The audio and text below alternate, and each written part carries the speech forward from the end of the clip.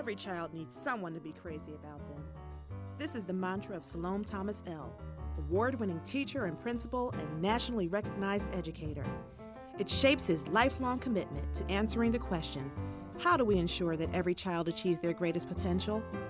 This question lies at the heart of the national dialogue on education policy, the day in and day out work of school personnel, and the hopes of every parent. Central to this challenge is how we succeed with children who are facing the most serious barriers to success: poverty, violence, neglect, and low expectations. For over 20 years, Principal L has taken on this challenge with the absolute belief that every child can and will learn as long as adults in their world care enough not to give up.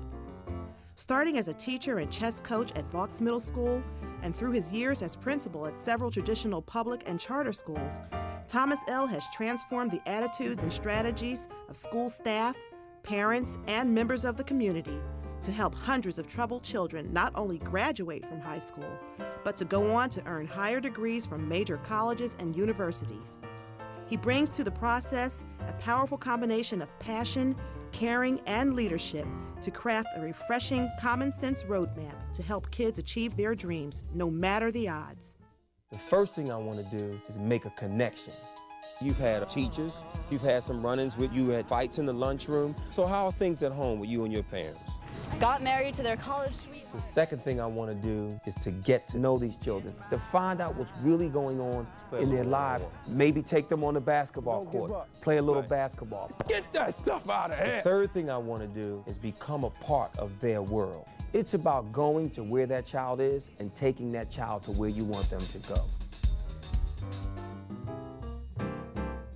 Salome Thomas L. is married and lives in Delaware County with his 2 young children. He is a national education consultant and longtime teacher and principal in Philadelphia. He received national acclaim as a teacher and chess coach at Vaux Middle School, where his students have gone on to win world recognition as 8-time national chess champions. Thomas L. speaks to groups across the country and frequently appears on C-SPAN, CNN, and NPR radio. Principal L is a regular contributor on The Dr. Oz Show and the author of the best-selling book, I Choose to Stay, which was optioned by the Walt Disney Company. His newest book, The Immortality of Influence, stresses the importance of leadership, mentoring, parenting, and service to others. He has received the Marcus A. Foster Award as the Outstanding School District Administrator in Philadelphia and the University of Pennsylvania's Distinguished Martin Luther King Award. Principal L was honored as a Reader's Digest magazine Inspiring American Icon and Philadelphia Magazine's Best Philadelphian. Principal L is on a mission to motivate educators and parents to realize the tremendous influence they have over our children to help them reach their fullest potential. My motto, we must believe in them until they begin to believe in themselves. You will not fail. You will pass because I will help you pass. Now, I may be hard on you now, but it's because I want it to be easy on you later in life.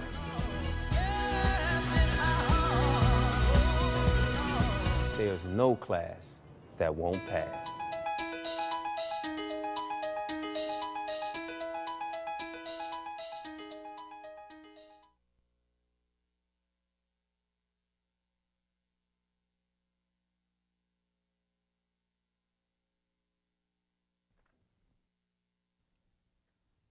Morning. I want to thank Superintendent Dr. Witherspoon and his staff. I want to thank your board president just for being able to communicate a vision that we know is so important. I think what resonated the most with me in my time here so far in Birmingham, this is not my first time here, but every time I've come here, I've gotten a sense that there are people who truly care and understand that we have to put children first.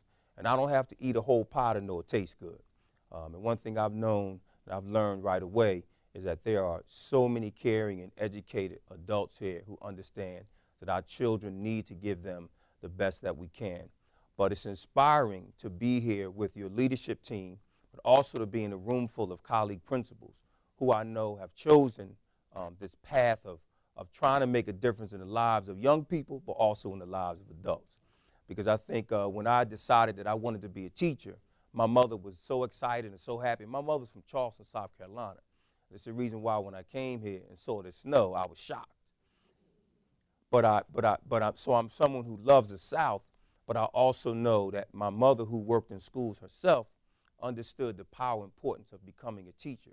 And when I talked about wanting to be a teacher, she was so excited and happy and said, yes, please make sure that you appreciate everything that you will be able to do for, for those children and teachers and parents. And she said, I understand that every parent, every teacher's not a parent, but every parent is a teacher. But when I called my mother and said that I wanted to be a principal, she said, I need you to wait and think about that for a minute, son. She said, have you lost your mind?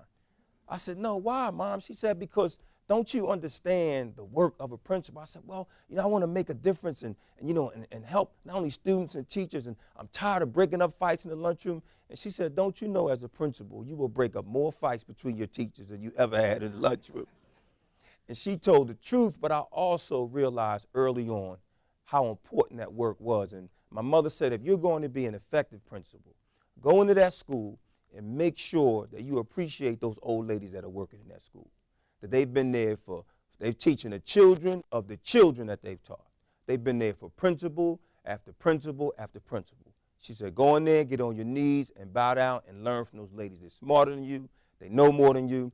And she said, don't go in there and be arrogant. She said, arrogance is the Achilles heel of the school principal. So I went in there and I told those ladies I was going to learn everything I could from them. My first faculty meeting, I used my mother's script for my staff meeting. My problem was I forgot to edit out the part about the old ladies. And so my first year, I was trying to buy everything I could for these ladies, trying to get back in their good graces. But it was a great lesson for me to learn early as a principal that leadership is about service. And I think that is probably anybody who comes to Birmingham will understand early that you understand that the principals and your superintendent and his cabinet, your board, that everybody here understands that if you don't serve, you can't lead. And I think that's something that as educators that we have to learn, to understand early on. And I heard your CAO's introduction of me and talked about how we're bringing the best and the brightest. I'm a person who struggles every day as a school leader. And I share this with my students and parents, that there's nowhere in the world that I don't expect you to make mistakes, because I make mistakes every day. The solution for me is I try to move forward after everyone and use it as a learning experience. I try to own it. I try to embrace it. Same thing with my students when they struggle on standardized tests or even a pop quiz that I have. Some teachers that give a pop quiz every day. The idea is that if you struggle with that, then you need to embrace it, own it, and learn from that. And so for me to come to you today where the conversation is around teaching students to believe, teaching students to create and be creative, teaching students to succeed, those are the things that have been a part of my passion my entire life. But I want to thank everyone here for believing in me and my story to even think to invite me to come and share with you, from your superintendent's cabinet to your board and to Scholastic, for all the work that they've done in recognizing the support that students and teachers need. When I think about my own life, I think about my mom who believed in schools and families, but who struggled as a young parent, raising 8 children as a single mom. And my father not being there was the toughest thing for me, being the next to the youngest child. But one of the things my mother will always share, with me is that you have to understand that don't focus on the fact that your father's not here. Focus on the fact that you do have a parent who cares. You do have a parent who wants you to be successful, and you grow up to become the kind of father that you did not have. And I think that's what the men in the schools were able to represent, for me, looking at the men who are here with me in the studio and understanding that there are men who show up every day for children that we know are not in our families, and for you ladies who have carried our community for over 200 years. We could not have done it without you. But knowing that there are men who show up, who stand up, who walk into schools and say to young people that you can be me because I was once you. And the children don't care if you're tall, short, fat, skinny, you have hair, you're going to buy hair. They don't care. What they want to know is that you are simply going to walk in that door every day and choose to stay for them the way your superintendent did, because you all know that he's been through some challenges here. And there are many people who, when they go through those challenges, they decide that, I'm going to find me a new challenge. And I said to him last night that I so appreciate you because I truly believe that persistence overcomes resistance. And when we're trying to move schools and move school districts, I couldn't imagine trying to move an entire school district. It's tough enough for me to go in and just cover for one of my teachers who's absent one day. To understand that that boulder is so big, but once it starts moving, it moves and nobody can stop it. And that boulder is moving now. And it all starts with that vision and that leadership. And it's not just about having a vision, but it's also about having a plan. And what all of your teachers and staff members out there have heard, you have heard the plan. And I tell my students every day, a vision without a plan is a hallucination.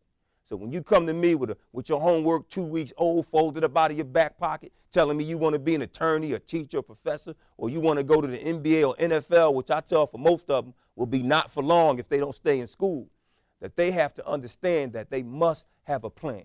Begin with the end in mind. What are you going to do if that first dream that you have doesn't work out? How are you going to go to school, and not just go to school, but graduate from school? So we know that's important, but my mother knew back then when I was a child and growing up that she had to find a way to help me to become successful so I could come back and make a difference. Now, I had bigger plans, bigger dreams, but she had one for me, and my parents had a way of helping me to understand that we follow the dreams that they had for us when we were young.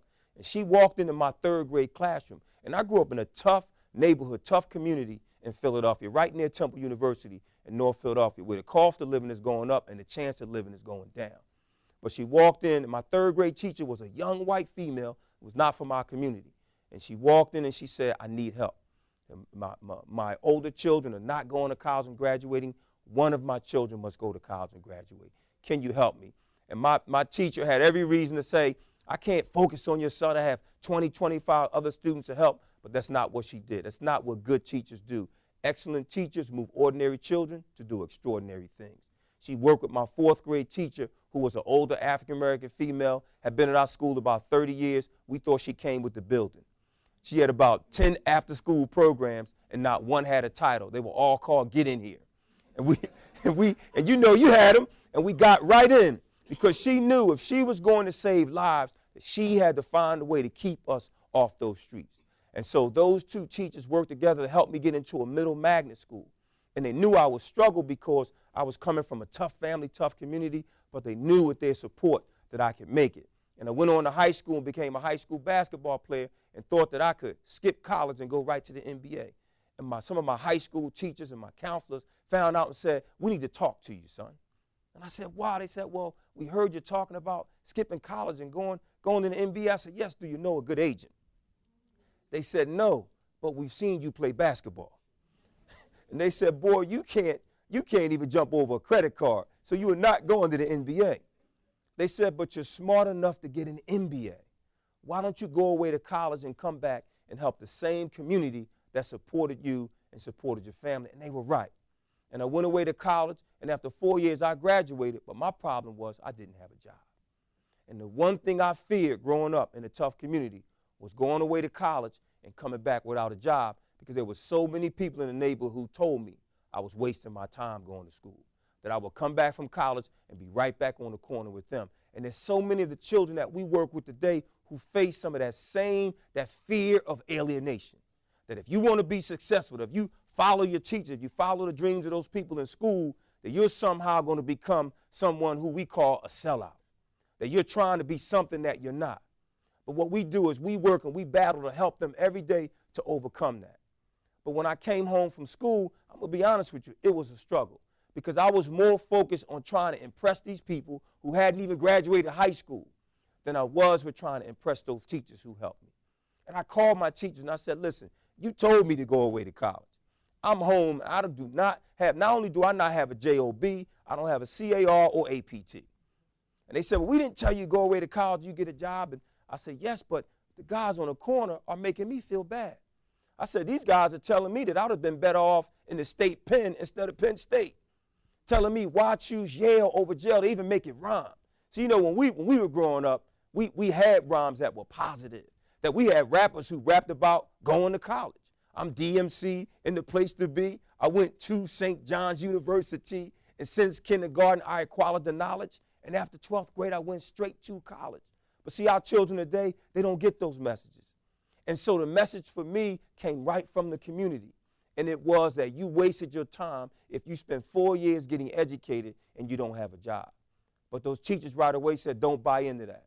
I'll help. What you need to understand is that those 4 years of school changed you. So you're now able to come back and change your community. The experiences that you had, you'll be able to share with people that you would not have been able to do if you had not gone away to school. And my teacher said, but I have a brother who's an executive producer for a cable arm of Sports Channel, and I can get you a part-time job. I was a communications major in undergraduate school. She said, it's not full-time, it's not ESPN, but you got a job. But see, my friends back at home weren't going to be impressed with a part-time cable sports job. So when I got back to the neighborhood, I told them that I worked on Nightline with Ted Koppel. Most of my friends knew nothing about the nightly news. It took them 2 hours to watch 60 Minutes, so I know they didn't know anything about the nightly news. But that was the power and the influence that we were going through, trying to impress some people who would never, ever be impressed. That the idea was to take that same belief, that same work, and go into the community and try to make a difference with people who would look up to you simply because you took on the challenge of doing something different. And so I started work for what we called the NBA Beat. And so every week we spend a day with an NBA player, and we would produce a feature, a 5-minute feature halftime in NBA games. We spent a day with Julius Erving, with Larry Bird, with Charles Barkley, which was very interesting. One of the things I learned in talking to these NBA millionaires is that they all would talk about their parents, their former teachers, their coaches, how school was so important. That message never gets back to our children. They only hear about the cars, the jewelry, the money. They don't know that Michael Jordan left school early, promised his mother he'd go back and finish, and he did. They don't know that Vince Carter not only promised his mother he'd go back and finish, but promised her that she'd be able to see him walk across that stage. But then when the big game came up, he tried to cancel that. And one thing we learned with old school parents is you don't cancel appointments with your parents. Doesn't matter whether it's taking them to the doctor or whatever it is, you don't cancel anything with them. And see, Vince had one of those old school moms. So when he called his mom up and said, Mom, I don't think I'm going to be able to make it, she said, son, you don't understand. I've been looking forward to this. So you need to tell you, because his teammates, it was all in the media, his teammates were calling him a mama's boy because he wanted to miss a game so his mother could see him graduate. And his mother said, give me the phone number to the biggest player on your team. And the thing was Charles Oakley at the time. I want to talk to him and help them to understand why millions of children need to see that you're graduating from college. See, he had an old school mom like we had. See, the president had his leave no child behind, but see, our parents believed in leave no child with a behind. And it worked for many people. But the idea was that this was a parent who was going to make sure that the child was responsible and held to the commitments that they made. Not like some of the parents who come in my office now and say to me after I've suspended their child that I'm somehow the problem because I've disciplined their child. And the child comes back from suspension with a brand new leather jacket, some new $200 and $300 shoes, but I'm the problem. And what I have to nicely share with them, you know, when they say, I don't like your program, I have to tell them, if your program was working, I wouldn't have to use mine. Because I have children who come into my school for years and never come into my office. But yeah, your child is in my office more than my furniture. But I'm the problem. But it helps me to understand that I've probably been suspended the wrong person for many years. That I really need to understand and learn that my children are coming from many times situations where these are normal reactions for them to abnormal situations. Situations where this discipline is expected, where structure is there, parameters are there, and our children want that. They'll tell us they don't want that. They want that and they need that. And so I had to learn that, you know, as a principal, but early on, trying to sort of frame my career, I had to step back and realize that, you know, watching these players and that message not getting back, that how can I find a way to get that message back? And so I called the teachers and said, is there a way I can get involved? I called my former teachers, and see, teachers always have ulterior motives. We all know that. And they said, you know what? They said, we have the perfect idea. Why don't you come to a career day and talk to some of our kids? And so I went to a career day at the school and started talking to students about my job, and not one of the kids asked me my name. They just wanted to know how much money did Dr. J have and how many cars Allen Iverson owned. But there were a few kids who came to me after the program and they said, if you can come in and motivate us, how come you aren't a teacher? And it was the first time in my life that someone had asked me a question and I had no response. not my mother, my professors. I always found a way to get out of everything, but I couldn't find a way to answer to these children while I had not chosen the path of people who had basically saved my life. And so I walked into my TV job, and I eventually quit. And I enrolled in graduate school, got a master's degree and certificate to teach, and I went right back to the same high school and started teaching. And the students ran up to me, and I thought they would say, "Welcome back, Mr. L, welcome back, Carter," or something. They walked up to me and said, "You know, Mr. L, you were a fool to leave that TV job. We were looking for you to hook us up with a job when we graduated." But I also learned early on as a high school teacher that high school reform does not begin in the 9th grade. 50% of the students who drop out in the 9th grade or before. Students make those decisions, the foundations for those decisions, long before they ever get into high school, because they learn early on that they're struggling in elementary and middle school. We got 7 million minutes to help children from pre-K to high school graduation. And I heard this from your leadership team and from your board president. We cannot afford to waste one of those minutes. And we all know, I know I'm preaching to the choir, but the choir needs to be inspired too. I need to be inspired. When I leave here today, I will be inspired to go back and be able to say to somebody that you know that we can do more. We know that we can be different. I think that's what being creative is all about. That's what teaching students to believe is about. It's about being innovative. What are we doing different this week, this month, this year? What are we bringing into our schools that we know are going to teach our children to think differently? And so I said to myself at that first year that I've got to find a way to impact children much earlier in their lives. So I spent the next 10 years of my career working in the Alfeda Middle School. And one thing you know, you middle school folks know, you either love it or you don't in middle school. There's something about teenagers that it really makes you grow up quickly. But I also know that they are the sweetest children in the world, because they're children, they're babies in adult bodies that they think they're adults. But the idea is they still are so impressionable. And I said to myself, when I went to the school, a very tough school in our city where we had many students, in 10 years at this school, we had almost 20 students die from murder in our community under the age of 18.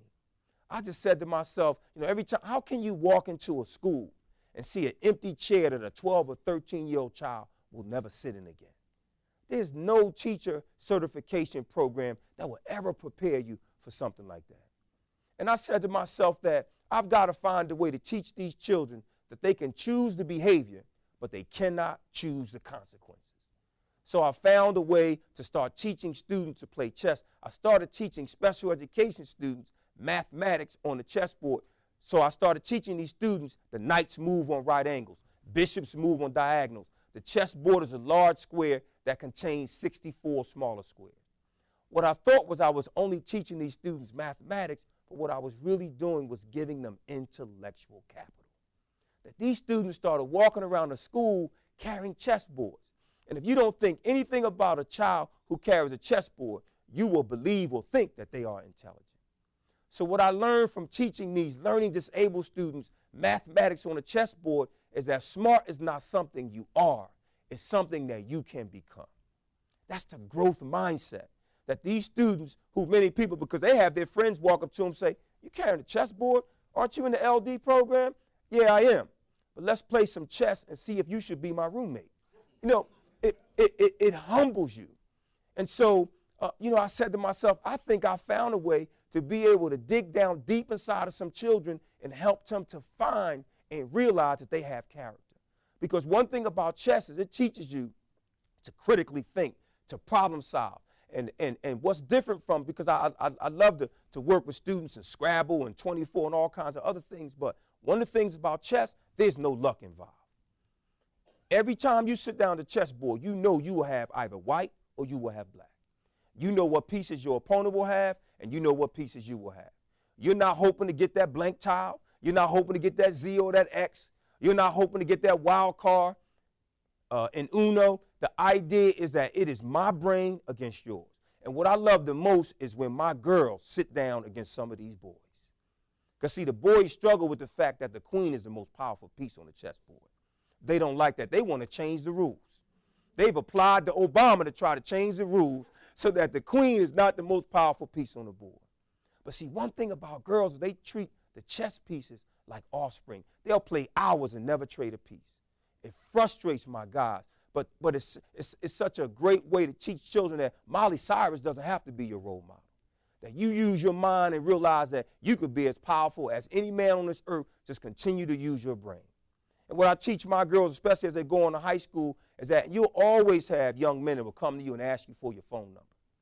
And when they do, I want you to help me out. Because, see, when they do, you're going to boost up my after-school tutoring, my numbers in math, and my Saturday school. Because what you're going to do is you're going to tell a young man is I'll give you my number, but first I need you to solve a quadratic equation and factor a polynomial, right? And if he can't do that, I want you to tell him to call you when he graduates from Howard or Harvard or wherever he's going, because I can guarantee you if a man is not on his way, he will be in your way.